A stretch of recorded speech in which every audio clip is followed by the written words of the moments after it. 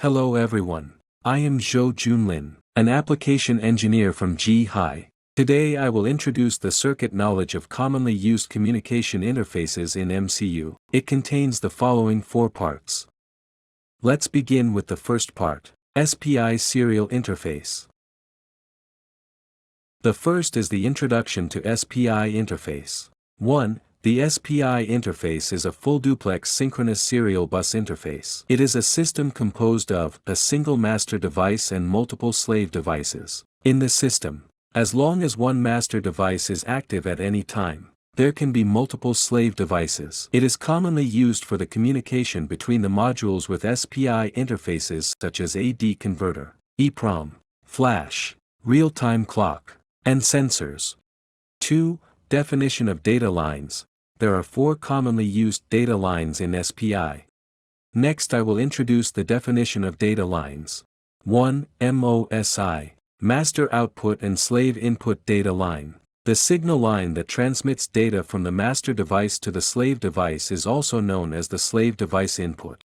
2. MISO, Master Input and Slave Output Data Lines. The signal line that transmits data from the slave device to the master device is also known as the slave device output.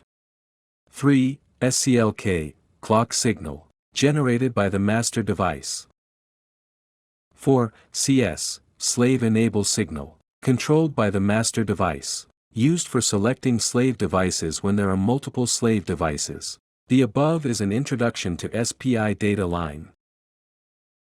2. SPI and QSPI. 1. The SPI we usually refer to is the standard SPI, which has 4 signal wires, namely CLK, CS, MOSI, and MISO. The data line operates in full duplex mode. QSPI, abbreviation of queued SPI, additionally has 2 data lines, SIO2, SIO3, which can improve data transmission speed. Our APM32F103 series chips can support QSPI interface function. 2. The difference in pin definitions between SPI and QSPI is shown in the following figure. 2 data lines have been added at the pin positions of WP and hold, which can improve data transmission speed. 3. Design of SPI communication circuit scheme. 1. In order to implement communication, the SPI interface has 4 signal lines that need to connect. The signal line circuit connection is shown in the following figure. When designing the circuit scheme, we mainly connect the 4 signal lines of the SPI interface with the communication module. If the clock frequency is fast, it is recommended to connect a resistor in series on the CLK clock. The quality of the clock signal can be adjusted by adjusting the resistor. 4. Precautions for design of SPI interface PCB. 1. The series resistor of the CLK clock signal circuit can adjust the signal quality. The CLK clock circuit is connected in series with a resistor of tens of ohms, which can adjust the signal upload time, effectively reduce the signal overshoot and reflection, and optimize the signal quality. 2. Control of signal line wiring length. When wiring the data lines, shorten the length of the wiring as much as possible. Too long wiring can lead to unstable data transmission, especially during high-speed transmission. 3. When plug-ins or connectors are needed for the data line and clock line, they must be verified before use. 4. When the data line is working, it should form a loop with GND. When designing the circuit, the GND of the SPI module shall not be missed. The above is an explanation of the SPI serial interface content. Next I will explain the second part, I2C serial interface. 1. Introduction to I2C interface. 1. The I2C bus is a synchronous, half-duplex, and bidirectional 2-wire serial port bus launched by flips. The bus consists of 2 signals, namely a clock line SCL and a data line SDA. SCL line, responsible for generating synchronous clock signals. SDA line, responsible for transmitting serial data between devices. Through the I2C bus, the operating parameters of peripheral devices can be configured and read, and each device on the bus has the unique address identification. The most significant advantage is its simplicity and effectiveness. As the interface is directly on the component, the I2C bus occupies a very small space, thus reducing the space of the circuit board and the number of chip pins, and lowering the interconnection costs. Another advantage of the I2C bus is that it supports multiple master connections, and any device capable of transmitting and receiving can become the master bus. 2. Common communication rate and transmission mode of I2C.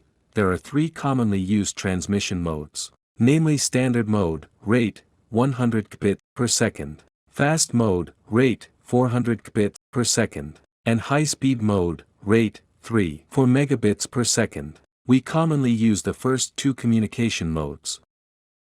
2. Design of I2C interface circuit scheme. 1. The I2C interface bus can connect multiple I2C devices to the system. During operation, the data line and clock line need to connect to a pull-up resistor. The devices connected to the I2C bus can be used as a master device or a slave device. The circuit connection of the signal line is shown in the following figure.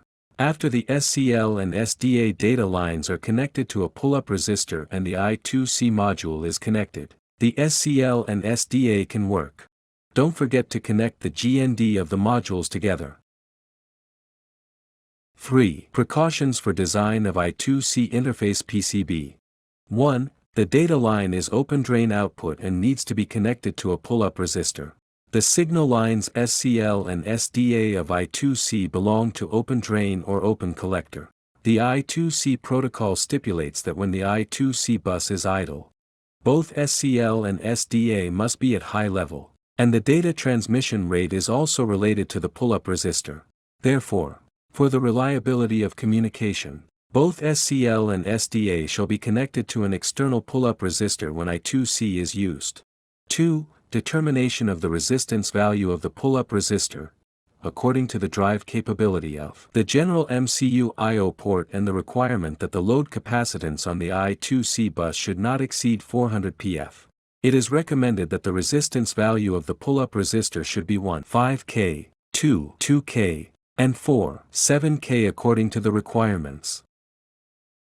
The above introduces the I2C serial interface. Next I will introduce the third part, UART serial interface. 1. Introduction to UART interface. 1. UART is an asynchronous full duplex serial port bus. There are two data lines, namely TXD and RXD. TXD is used for data transmission and RXD is used for data receiving. Clock signals are not used for synchronous transmission in the serial data transmission of UART. Rather, the predefined configurations between the transmitting device and the receiving device are relied on. For both transmitting device and receiving device, their serial communication configuration should be set to be the same. 2. Common connection methods for MUC and MCU UART interfaces in communication. 1. Two chips with the same UART level can be directly connected.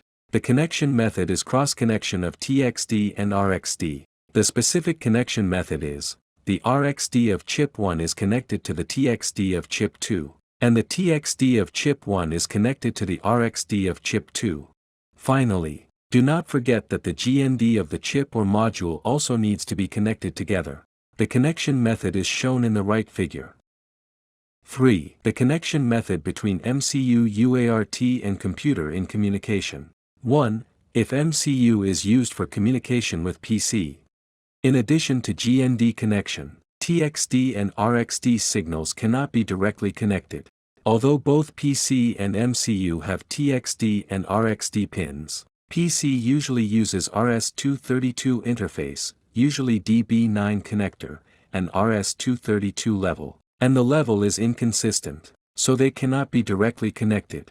If MCU UART is used for communication with the RS-232 interface of PC, the TXD and RXD signals of the MCU need to be converted into the RS-232 level through the level conversion chip, and then cross-connect with the PC, or the TXD and RXD signals can be connected to the USB interface through a serial port to USB interface chip.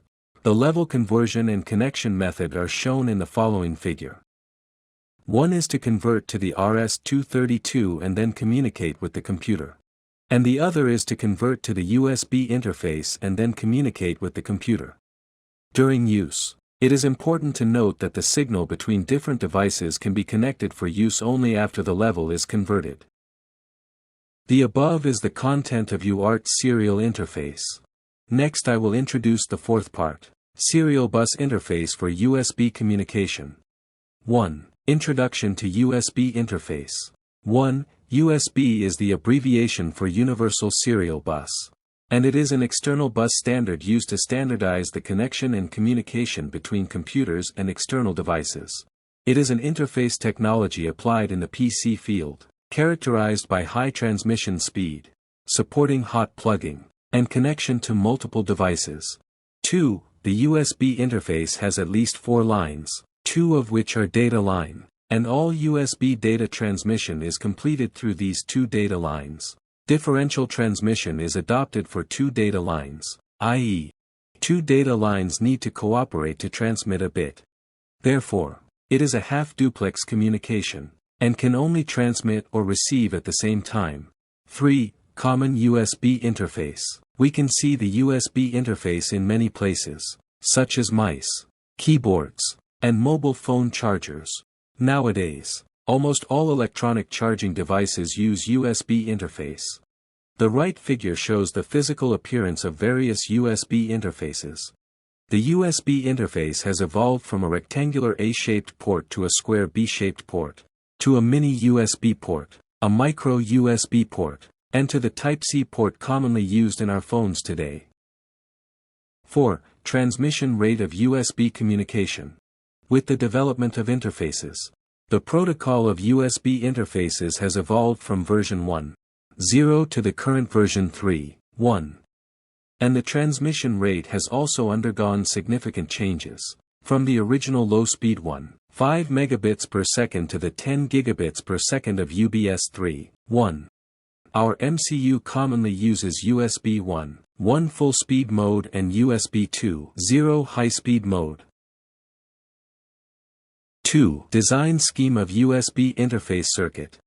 1. A large capacitor C1 is placed at the VBUS power end to prevent excessive voltage fluctuation in the VBUS at the moment of plugging and unplugging or during transmission of mass data.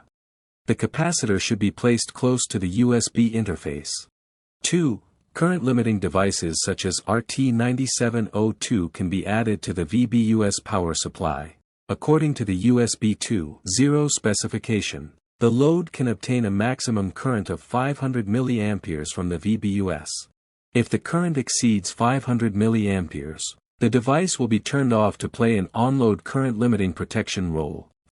3. Place D1/D2 ESD diode to GND between the D+/D data line to prevent the static electricity from damaging the chip end, and place it close to the USB interface.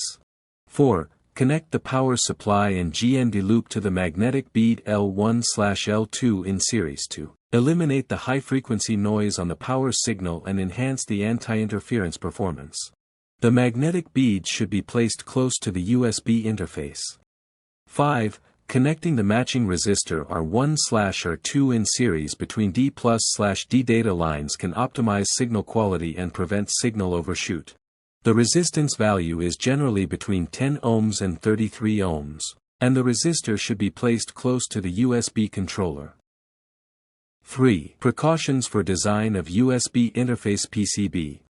When designing a circuit board with USB interface, it is important to pay attention to the followings. 1. The D+/D data line is easily interfered by the external noises, and the transmission quality of the signals is affected. Therefore, differential wiring shall be carried out as required, and the length of the line is recommended to be less than 1800 mm. 2. The D+/D data lines need to be controlled with equal length. When operating in high-speed mode or at higher rate, it is necessary to ensure that D+/D lines are arranged with equal length. The length difference between D+ and D wiring should not exceed 5 mm to reduce signal delay. 3. The impedance shall be controlled during differential wiring of D+/D. and the impedance shall be controlled within 90 ohms plus or minus 10%. When test points or some devices are added, ensure as much as possible that the differential signals have no support points, as shown in Figure 1 and Figure 2 on the right. 4. When there are bends in the wiring, the right angle should be bent twice by 45 degrees or be made into a round corner to avoid 90 degrees right angle bending, as shown in Figure 3 on the right. 5. During the wiring of VBUS power supply, the power ripple on the power supply pin can interfere with the data transmission signals, so it is recommended that both power supply VBUS and GND should be filtered. For high current loads, attention shall be paid to voltage fluctuation. The above is all the content of MCU communication interface circuit knowledge. Thank you all.